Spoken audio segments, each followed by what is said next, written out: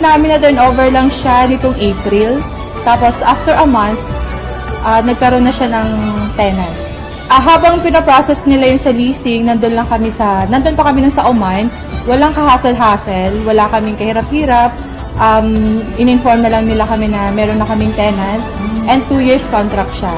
Hinintay ko talaga yung 6 na buwan para mapatunayan sa kanila na totoo yung sinasabi nila na meron akong leasing company na magpo-provide sa'yo ng tenant. So, totoo yung sinasabi nila na maganda. Maganda talaga yung concept. Noong April po, nakuha ko yung susi, and then in less than a week, pinaupahan na po namin. Napaupahan na po ng Freedom Cares. Gulat nga po ako, hindi ko ina-expect na ganun kabilis. Hindi ko na kailangan problemahin yung monthly rental.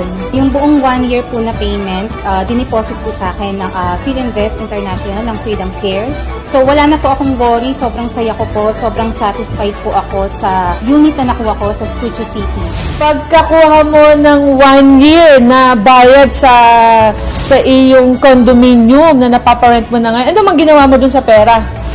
Actually, ma'am, kumuha ulit ako ng isang unit sa Tower 5. Kumuha ka na naman para lang siyang bumibili ng damit, diba? Yun nga, kasi sabi ko nga po, hindi ko papalagpasin tong magandang business opportunity na binibigay ng Philinvest. Sobrang sulit, hindi ako magdadalawang isip na kumuha pa na kumuha. Kung meron nga sana akong pambili na mas marami, pabibili ako eh. Wow! Always remember that Freedom Cares is here to care for all of you. Yay! Thank you po.